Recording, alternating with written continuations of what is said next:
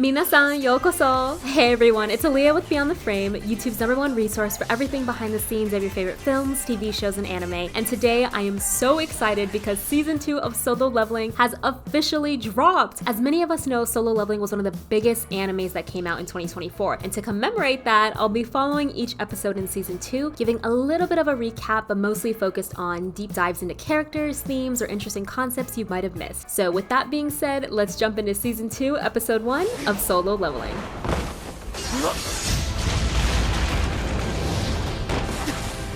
あの重そうな鎧を身につけてこの速度なんて野郎だ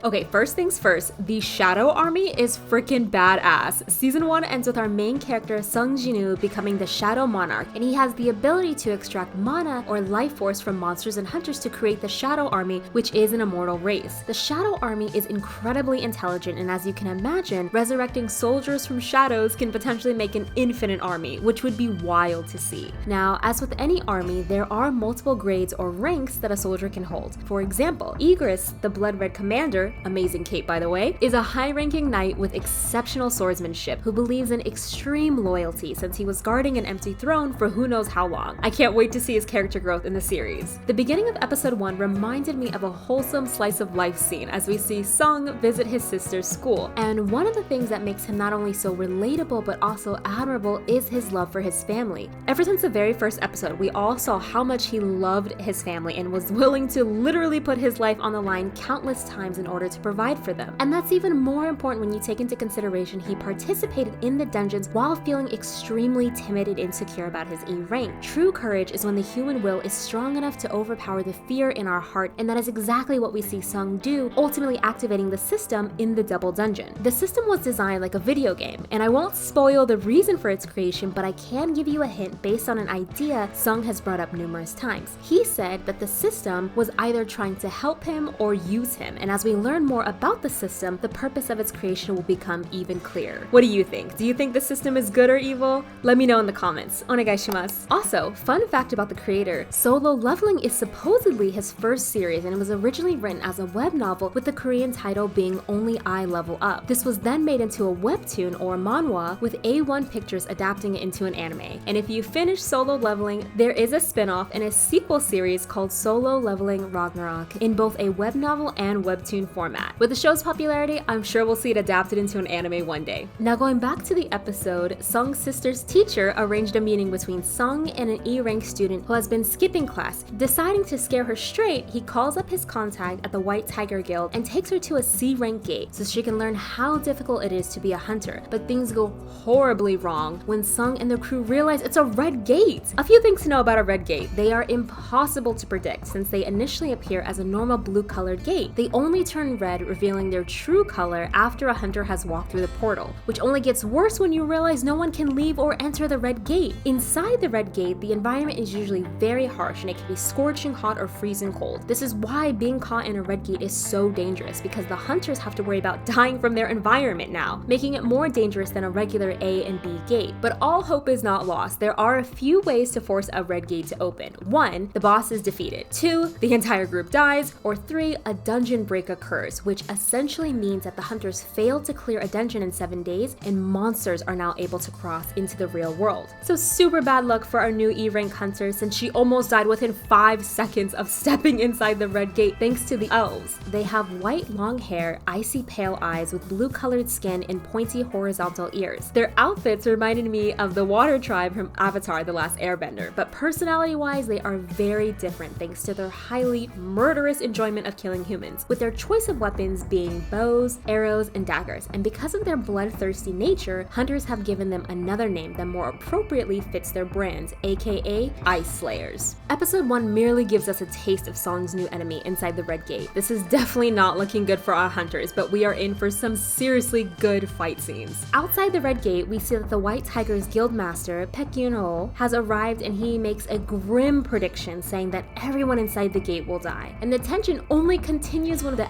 S-rank fighter from the Scavenger Guild announces that he is looking for Sung, aka so he can try to murder the shit out of him. With more and more people looking for Sung, his ability to level up is bound to get out, which means more and more high-ranking hunters will do their best to try to ambush him. But since Sung is leveling up like crazy and able to bulk up in a week, like seriously, I want that power, then we have an exciting season 2 ahead of us. This is Aaliyah with Beyond the Frame, solo leveling. Are we in? Are we out? What do we think? Let me know. What did you think of the first episode of season 2? Did it meet or exceed your expectations? What are some things you're looking forward to in this season? I'd love to get your thoughts as well as any themes or fun trivia facts you might have discovered while watching the episode. And remember to like, subscribe, and I'll see you next time. Ja, mata ne!